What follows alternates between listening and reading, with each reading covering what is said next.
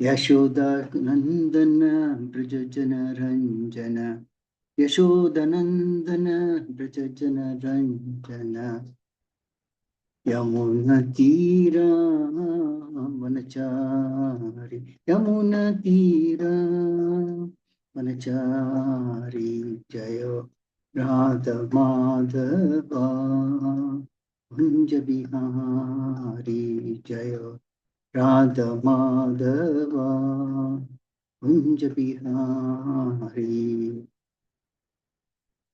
जय गोपीचन वल्लभा गिरिवरधारी, जय गोपीचन वल्लभा गिरिवरधारी, यशोदानंदन ब्रज जन रंजन, यशोदानंदन ब्रज जन रंजन, यमुना तीरा वनचारी, यमुना तीरा वनचारी, जय राधा माधवा कुंज बिहारी, हरे कृष्ण कृष्ण कृष्ण हरे हरे, हरे राम राम राम हरे हरे, हरे कृष्ण कृष्ण कृष्ण हरे हरे, हरे राम राम राम हरे हरे, हरे कृष्ण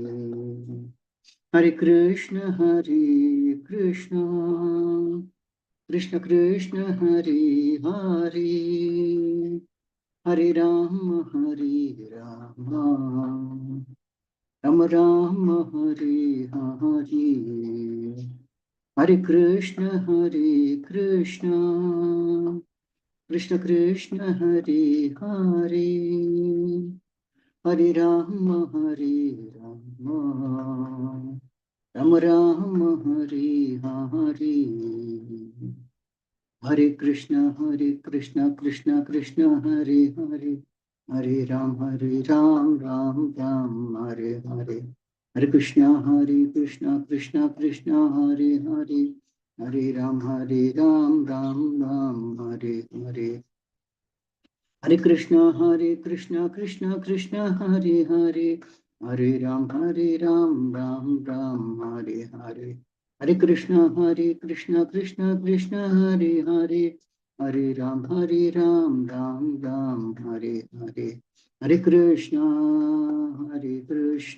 हरे कृष्ण कृष्ण कृष्ण हरे हरे, हरे राम राम राम हरे हरे, हरे कृष्ण कृष्ण कृष्ण हरे हरे, हरे राम राम राम हरे हरे, हरे कृष्ण कृष्ण कृष्ण हरे हरे, हरे राम राम राम हरे हरे, जय प्रभुपदा जय प्रभुपदा शील प्रभुपदा, जय ओम विष्णुपाद परमहंस पददेव अष्टोत्तर सदस्य श्रीमती स्वयं कृष्ण भक्तिवेदांत स्वामी शील प्रभुपाद की जय, इस्कॉन संस्थापक आचार्य शील प्रभुपाद की जय, जय ओम विष्णुपाद परमहंस पददेव अष्टोत्तर सदस्य श्रीमद भक्ति सिद्धांत सरस्वती गोस्वामी महाराज प्रभुपाद की जय, जय ओम विश्वास लखोर किशोरदास महाराज की जय, जय ओम विश्वास सच्चिदानंद शील भक्ति विनोद ठाकुर की जय, जय ओम विष्णुपाद वैष्णव सार्वभौम श्री जगन्नाथ दास महाराज की जय, जय श्री रूप सनातन भट्ट रघुनाथ श्री जीव गोपाल भट्ट गोस्वामी प्रभु की जय, ब्रह्मचार्य दास ठाकुर की जय, प्रेम से कहो श्री कृष्ण चैतन्य प्रभु नित्यानंद श्री अद्वैत गदाधर शिवासादि गौर भक्तवृंद की जय, श्री श्री राधा कृष्ण गोपिनाथ श्याम कुंड राधा कुंड गिरि गोवर्धन की जय, श्री श्री गौरांगी बेंगलोरीश्वर भगवान की जय, श्री मायापुर धाम की जय, श्री वृंदावन धाम की जय, गंगामयी की जय, यमुनामयी की जय,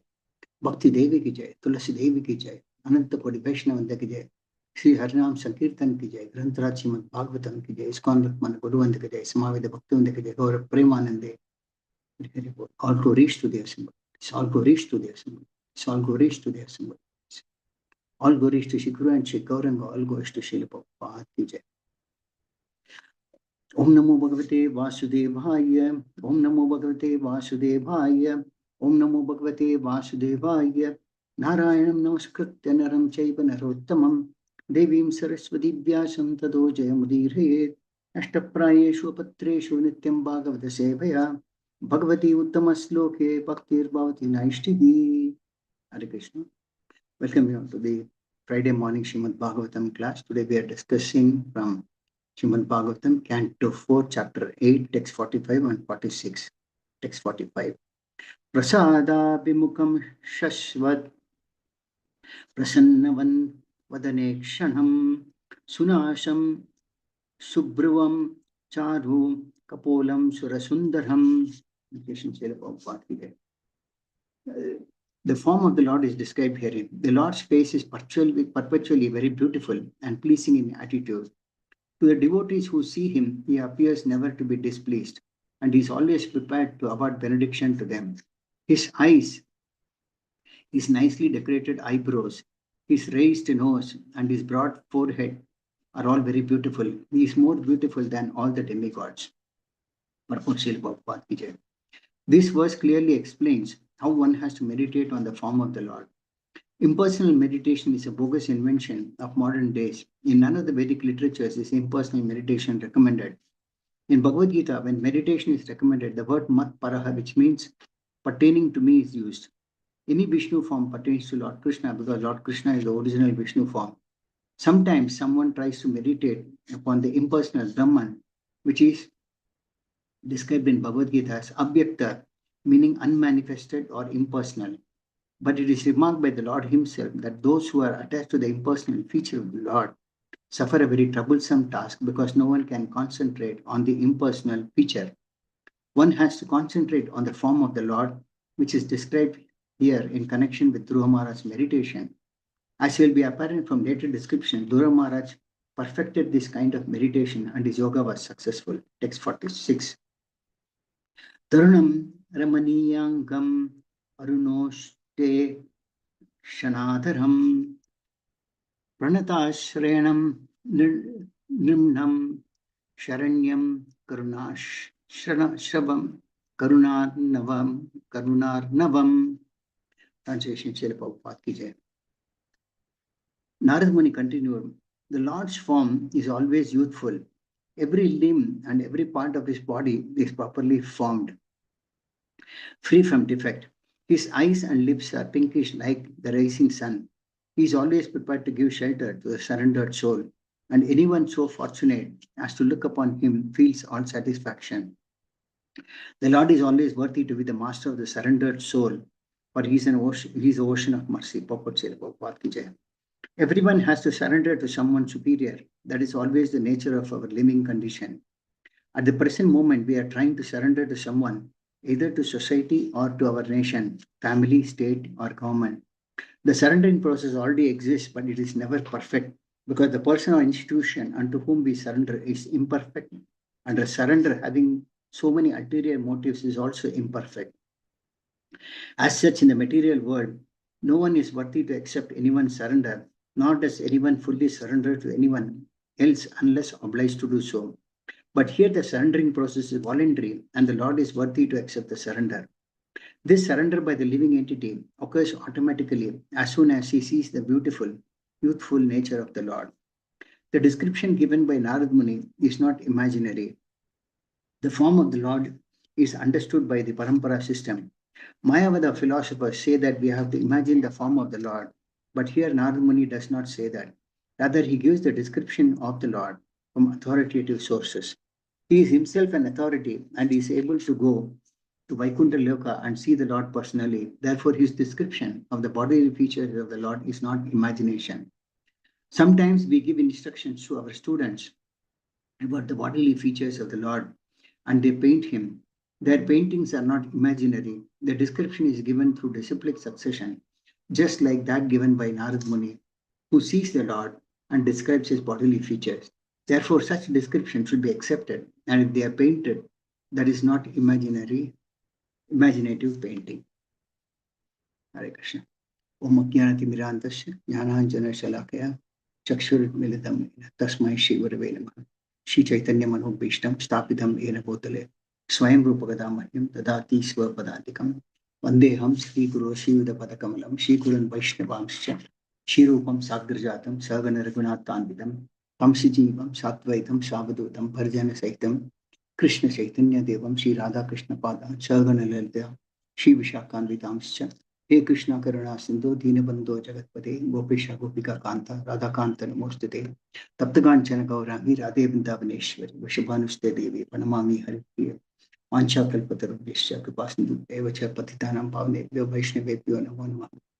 जय श्री कृष्ण चैतन्य प्रभु नित्यानंद श्री अद्वैत गदाधर श्रीवासादि गौर भक्तवृंद हरे कृष्णा कृष्ण कृष्ण हरे हरे हरे राम राम राम हरे हरे मोहन करोति वाचालं पंगं ये देवी कृपालमहं वन्दे श्रीगुरुं निरतानन्दं Shri चैतन्यमीश्वरम्।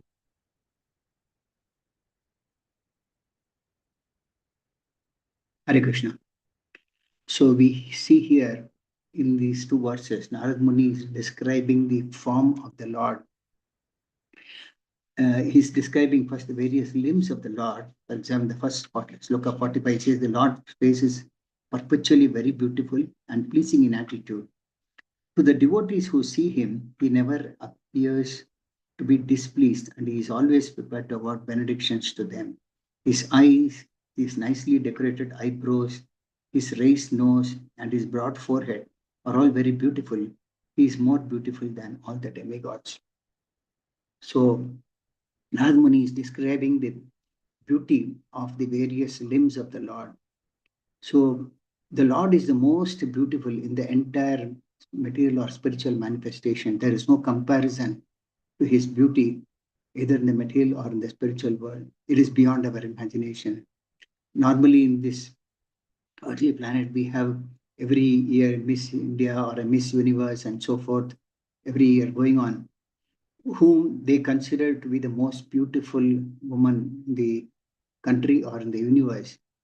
But it is said that her beauty is nothing compared to the beauty of the residents of Gandharva Loka, which is one of the heavenly planets, not the complete heavenly planet, one of the heavenly planets. And it is said that they are all very beautiful and they have a lot of power. They are empowered to fly from one planet to the other without an artificial vehicle like we have aircrafts, we have ships, etc., to go from one corner to the other.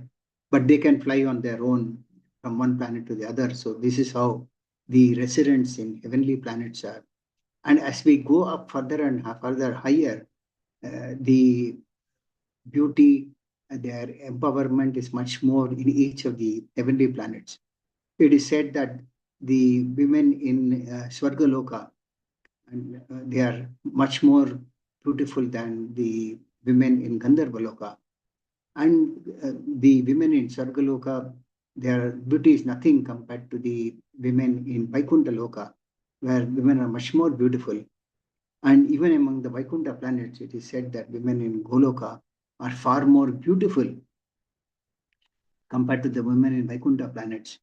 And of all the women in Goloka, Srimati Radharani is the most beautiful one. And the origin of Srimati Radharani is none other than Krishna. And Krishna is called Bhagavan, which actually means that one who has the opulences in full. Krishna has got 6 opulences: knowledge, wealth, power, beauty, fame, and renunciation, of which beauty is one of the aspects.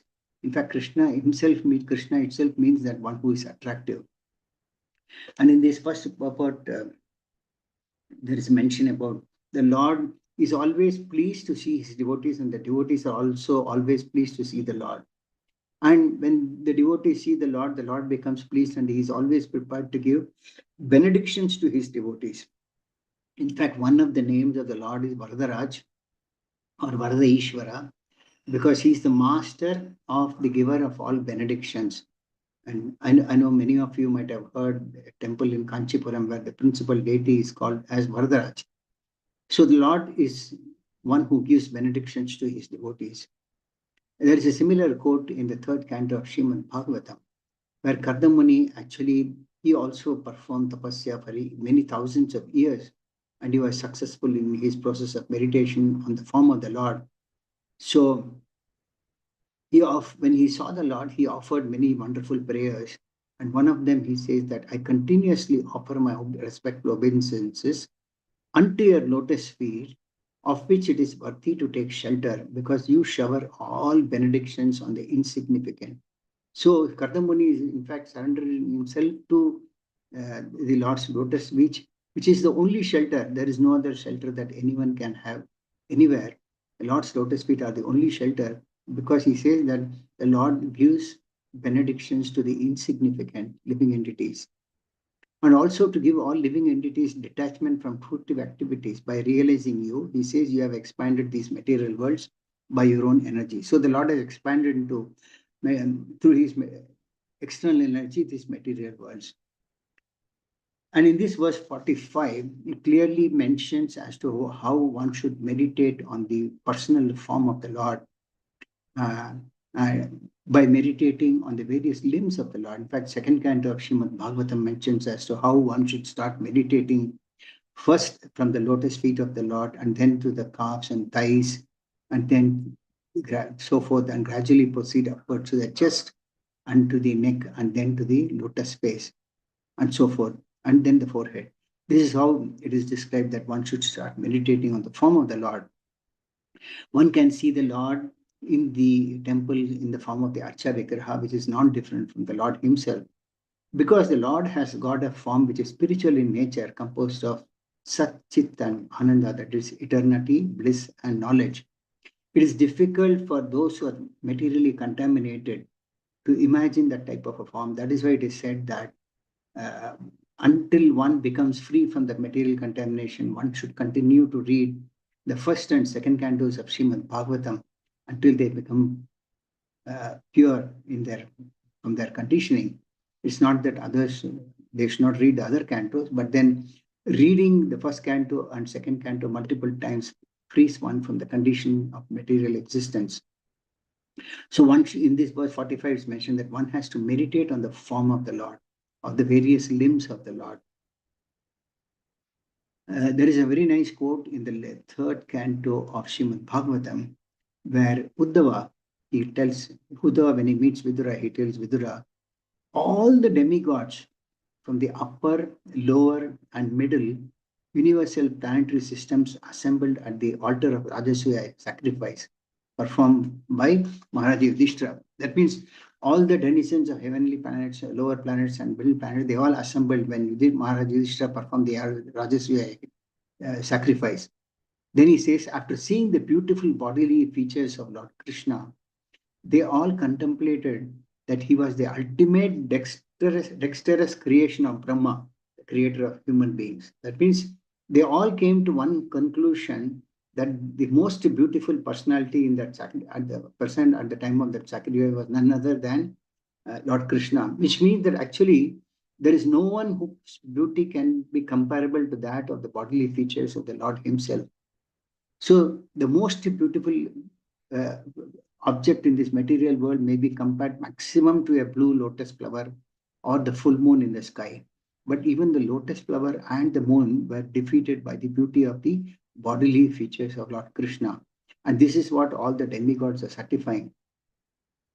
The demigods then thought that Krishna, like themselves, were also created by Lord Brahma. But actually, Brahma was created by Lord Krishna. It is not possible within the power of Brahma to create Krishna or even create the beauty of Krishna. So, the Lord is the most beautiful personality in the entire manifestation. There is also a quote in the third canto of Srimad Bhagavatam where Lord Kapila is advising Mother Devhuti how one should meditate on the form of the Lord. He says the Lord is eternally very beautiful and is worshipable by all the inhabitants of every planet. He is ever youthful and always eager to bestow his blessings upon his devotees. So here also there is a quote as to how the only most beautiful person is none other than the Supreme Lord Krishna, and he is the only worshipable object by all the inhabitants of every planet. Not only that, he is ever youthful and is always eager to bestow his blessings on all his devotees. Sukadeva Goswami also tells Parikshit Maharaj in the 9th canto of Srimad Bhagavatam, where he says that Lord is eternally very beautiful and is worshipable by all the inhabitants of every planet. He is ever youthful, that is Navayavanam Cha, and always eager to bestow his blessings upon his devotees. If you look at our own self, we grow from birth to childhood and then to gradually to youth and then adult and then finally in the process we see our faces also dwindle. We have developed wrinkles in our faces. So many things have our hairs fall off, they turn gray, and there becomes a time when we become bald. But in the case of Krishna, he's always Navayappanam cha, means always ever youthful. That is the beauty of Krishna. And one who gets attracted by seeing the beauty of Krishna, he does not develop any attraction to anyone or anything else in this material world. So that is how the beauty of Krishna is. So when Krishna wears ornaments, it is said that Krishna does not wear ornaments to beautify himself. Rather, the ornaments get beautified with Krishna wearing them, and not that the ornaments beautify Krishna. And Krishna himself is so beautiful that Krishna gets attracted by seeing his beauty. So in Rupa Goswami's Lalita Madhava, there is a quote which says that one day Krishna happened to see the shadow of his own beautiful form, which was reflected on a jeweled background. Those days there was no mirror like what we see. So everything was reflected on the jewels. So when Krishna saw his beautiful form on the jewel background, he started expressing his feelings. He said to himself, how wonderful it is that I have never seen such a beautiful form. Although it is my own form, still like Radharani, I am trying to embrace this form and enjoy celestial bliss. I mean, Krishna is trying to embrace the form of his own reflection. Then that statement says that Krishna and his shadow reflection are one and the same. There is no difference between Krishna and his shadow reflection because they are on the absolute. So there is no difference between Krishna and his picture also. This is the transcendental position of Lord Krishna. So therefore it is said that one should always meditate on the personal form of the Lord. Not only that, any Vishnu form that pertains to Lord Krishna, that also one can meditate, because not everybody may not be the devotee of Lord Krishna. Some may be Lord Narasimhadev. Even Lord Narasimhadev becomes very attractive. Even after he killed Prahlad Maharaj and he took the intestine and he wore a garland of that intestine. So Srimad Bhagavatam 7 canto described as to how beautiful he was. Generally, we might not like to see someone killing another person. So, but when Narasimhadev killed Hiranyakashipu, so he looked very beautiful even after wearing the garland of intestines of Hiranyakashipu. So this, because Lord Krishna as well as all his expansions are very beautiful. Only thing is that we don't have the qualities or qualifications to see the form and realize the beauty of the form. The very name Krishna means it is attractive by his name, form, qualities, and pastimes, etc. So one should meditate on the personal form of the Lord and not try to meditate on the impersonal Brahman, which is described in the purport here. Bhagavad Gita itself says that Brahman is Abhyakta, something that is unmanifest. So in Bhagavad Gita, we find that when Arjuna first saw the universal form, then Arjuna was very fearful after seeing the universal form, because he saw everyone being devoured and everyone entering the mouth of the universal form. So he asked Krishna to show his original form. So the Lord Krishna showed his 400 form. Then he showed his 200 form. So when the Lord showed his 200 form, then Arjuna describes the beauty of the Lord in Bhagavad Gita 11:51. He says, O Janardana. Janardana means one who is dear to the Jana or the people. Seeing this human-like form, so very beautiful, I am now composed in my mind and I am restored to my original nature. So Arjuna was very fearful. As soon as he saw the 200 form of Krishna, he was very well composed in his mind and he got back to his original nature. So impersonal meditation is not recommended in any of the scriptures. And the Lord himself says that one who meditates on the impersonal feature of the Lord suffer a very troublesome task, because no one can concentrate on the impersonal feature. On this impersonal aspect, the point is that there is something, the Lord is covered by a glowing effulgence which is called Brahma Jyoti. So those who try to meditate on this impersonal effulgence, they think that the Lord does not have form. So they try to meditate on the effulgence of the Lord. But the Lord has a form which is described in the scriptures itself. In Bhagavad Gita itself, we see in the 12th chapter, Arjuna starts inquiring from the Lord, what is considered to be the more perfect? Those who are engaged in your devotional service, or those who worship the impersonal Brahman, the unmanifested? Brahman is an unmanifested thing because there is no form in that effulgence. The Lord replied, those who fix their minds on my personal form and are always engaged in worshipping me with great and transcendental faith are considered by me to be the most perfect. So between the two, the Lord says that one who is engaged in devotional service with faith is the one who is most perfect.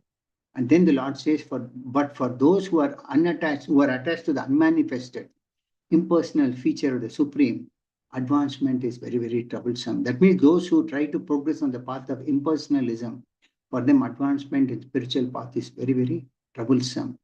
Then he says to make progress in that discipline, it is always difficult for those who are embodied.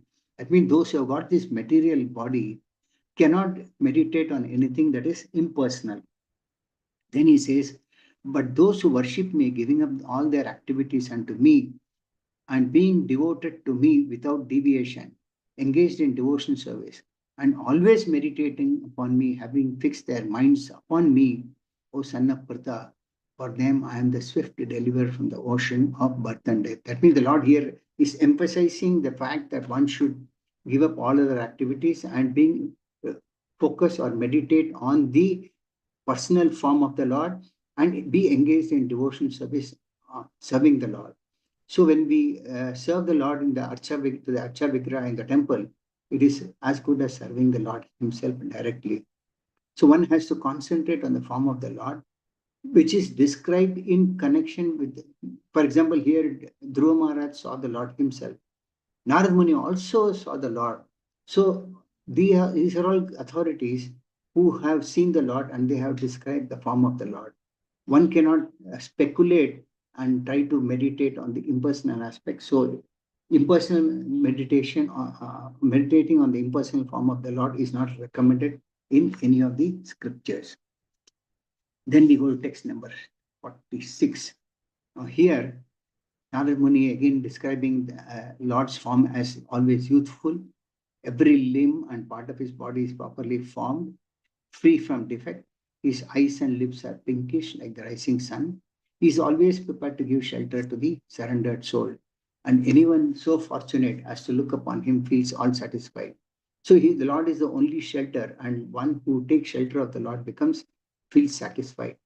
And the Lord is always worthy of to be the master of the surrendered soul, for he is an ocean of mercy. So here again it is mentioned about Krishna's youthful.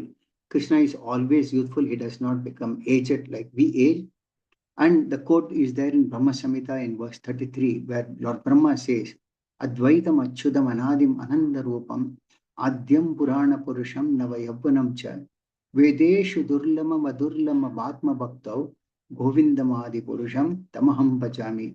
The translation it says, I worship Govinda, the primeval Lord, who is inaccessible to the Vedas, but obtained by pure, unalloyed devotion of the soul, who is without a second, who is not subject to decay, is without a beginning, whose form is endless, who is the beginning and the eternal Purusha.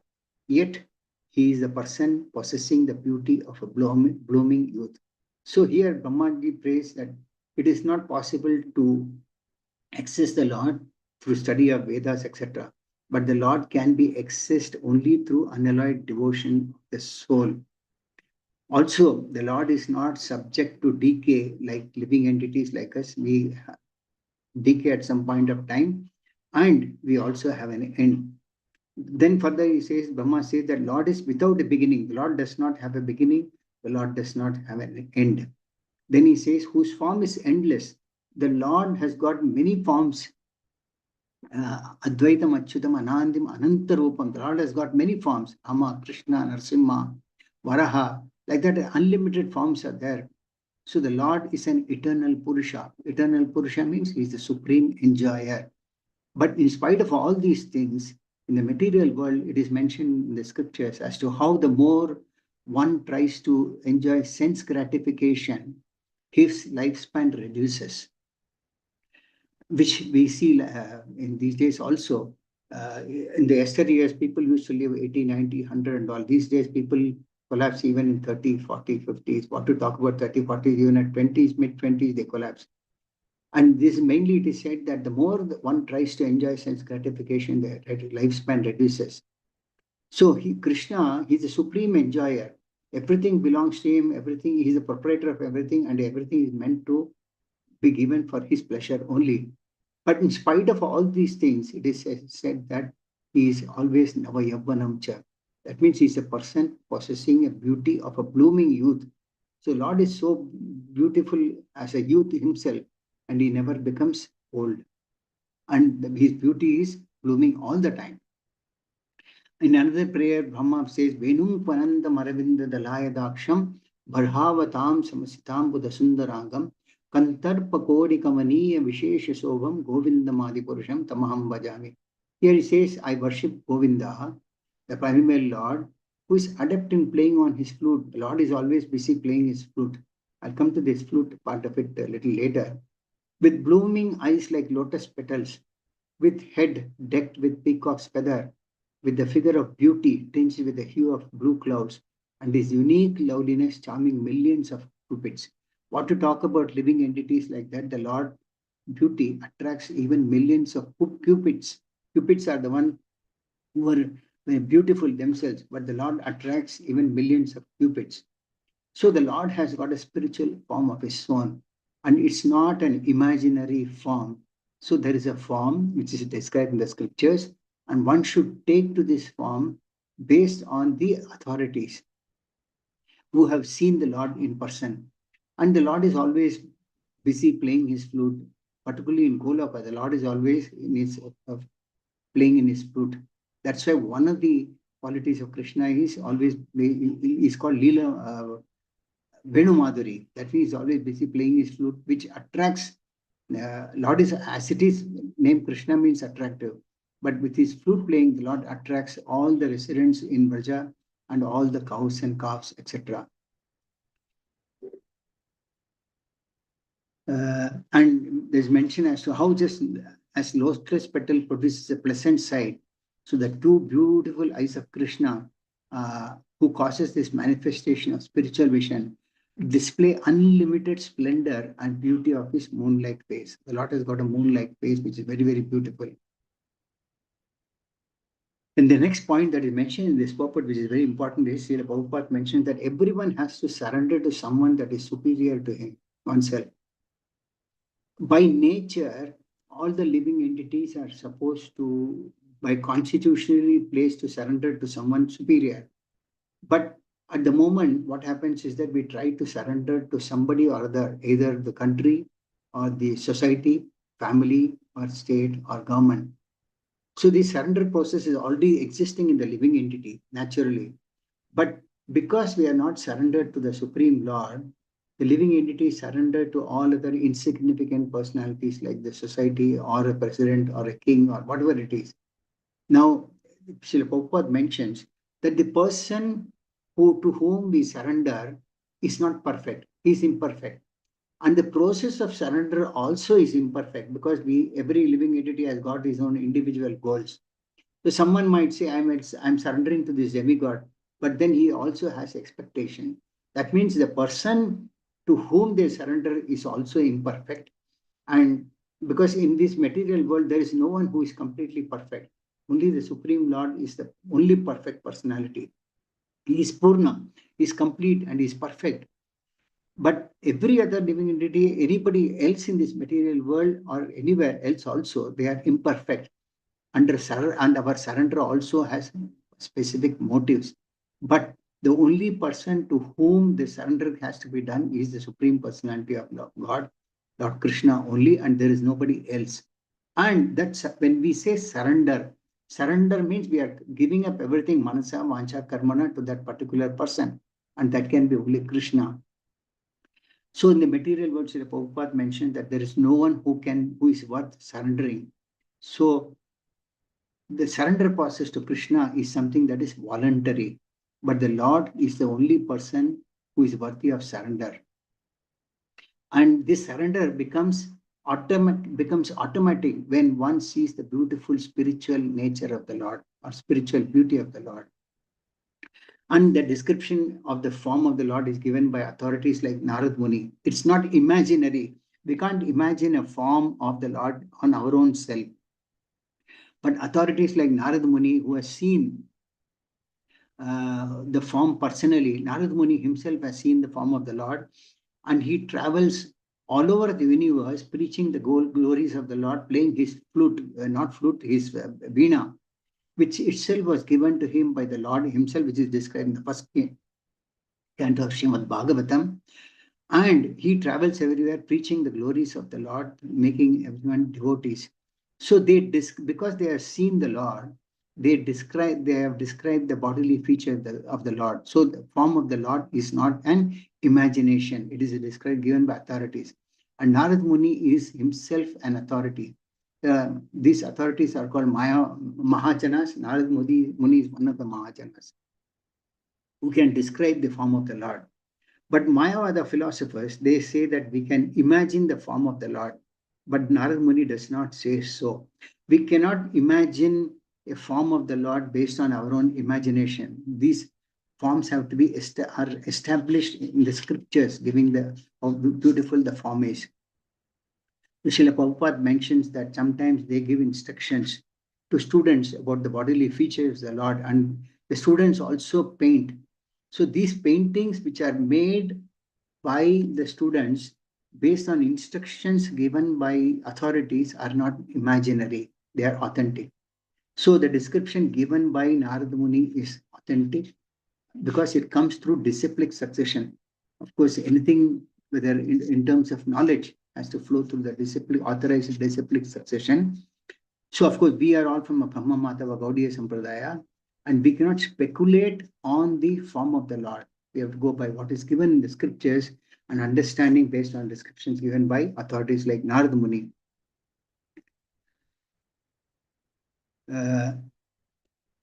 So such descriptions should be accepted as authentic, even if they are painted. There is an example given in of a pastime that happened in Srirangam. Now, it so happened that there was a husband and wife couple who used to go to see Lord Ranganath. Now, the wife of the husband was very, very beautiful, and she had very beautiful eyes to look at.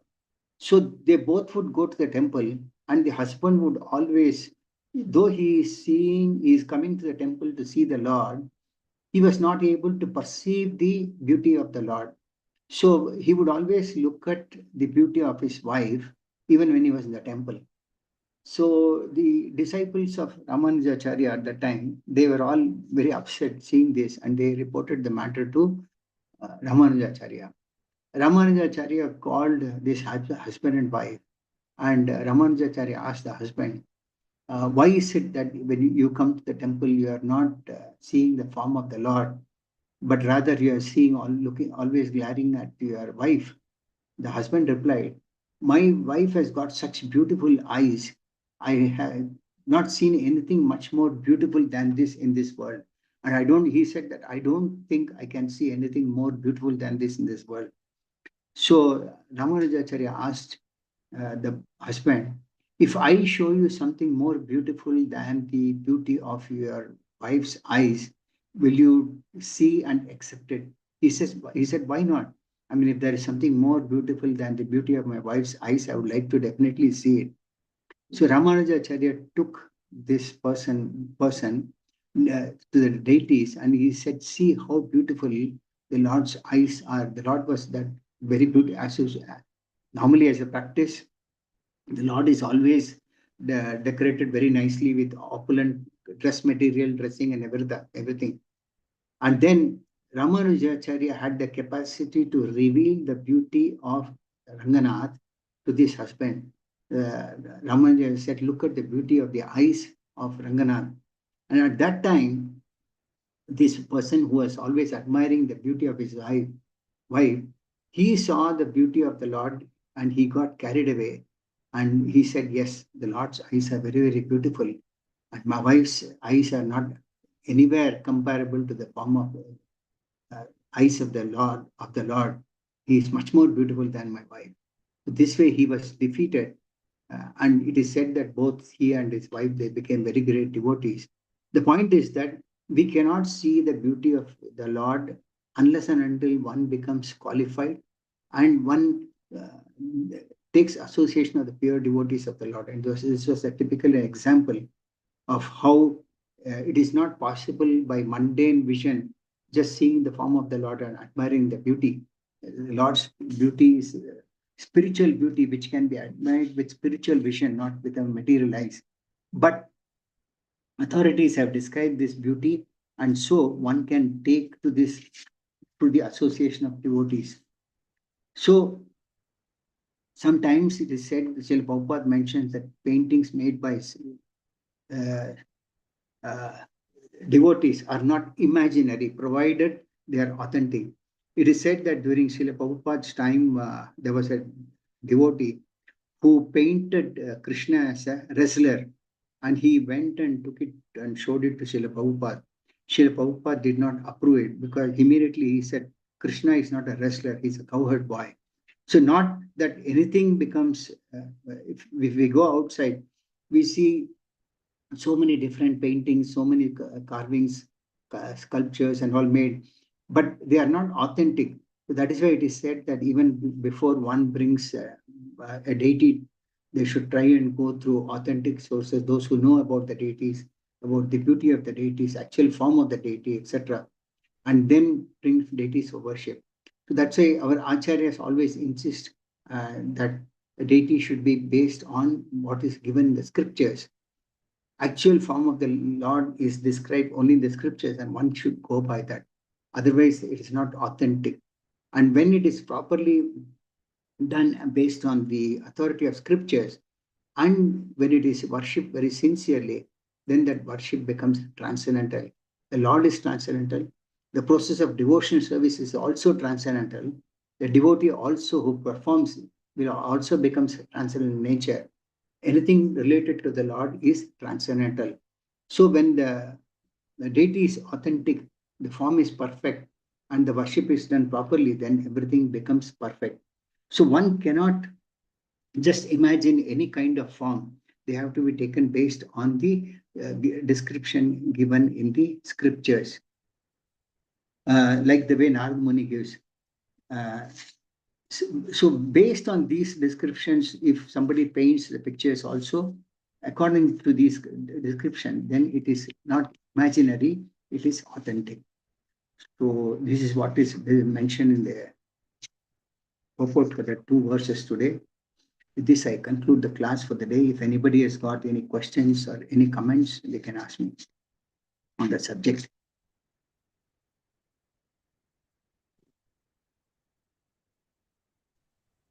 Hare Krishna Prabhu, Danda Pranam. Danda Prabhu. Yes, Prabhuji. Please help me understand this. Like, as it is said that Krishna is Satchit Ananda Vigraha. Yes. So, what does it mean, Prabhuji? Like Satchit Ananda Vigraha means, how do we understand this? Please help me. Lord has got a spiritual body, not a material body like us. Lord's pure devotees also have spiritual body. Like, for example, Narad Muni does not have a material body. He has got a spiritual body. One time, I think I mentioned in one of the classes as to how Ravana was compelling Narad Muni to explain spiritual subjects to him. Narad Muni was reluctant, and Ravana threatened that if you don't give me, I will kill you. He picked up his sword and attempted to kill Narad Muni. But nothing could be done because Narad Muni had a spiritual body. we have a material body composed of material elements. So Lord's body is not made of material elements. Even if he appears in this material world, he has got a spiritual form.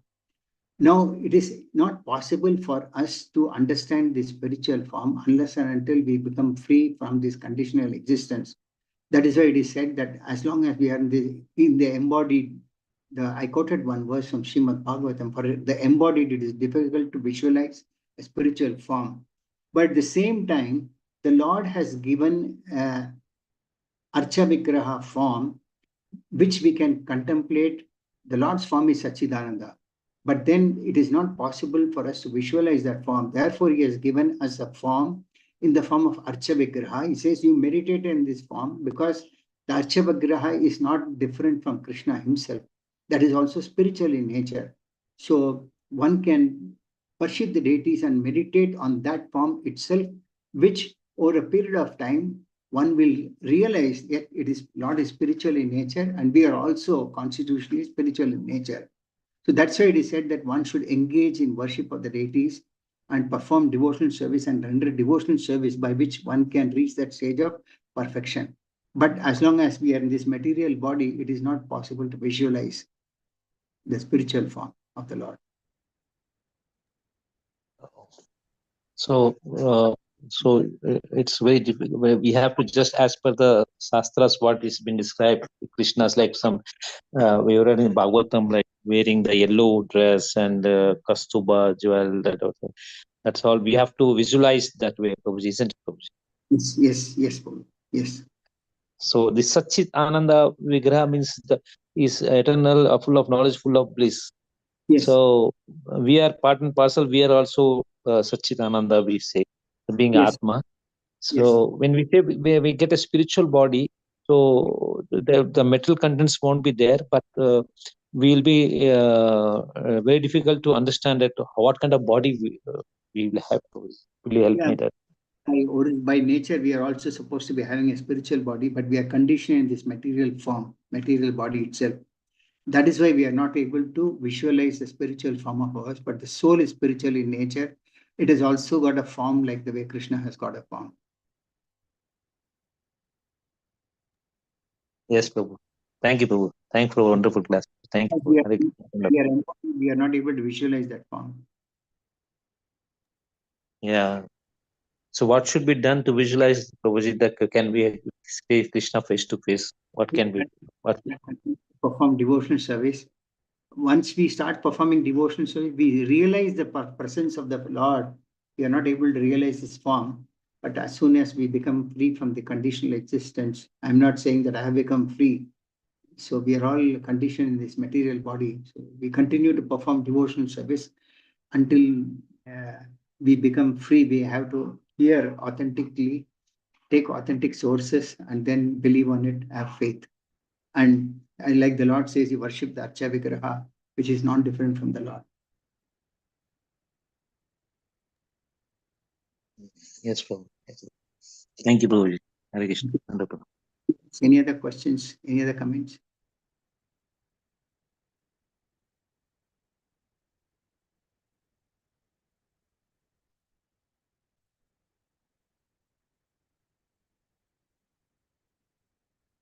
Okay, so there are no comments, no questions. Can I take the classes closed? Anybody else? Okay, thank you all very much. Grantaraj Srimad Bhagavatam ki jai. Srila Prabhupada ki jai.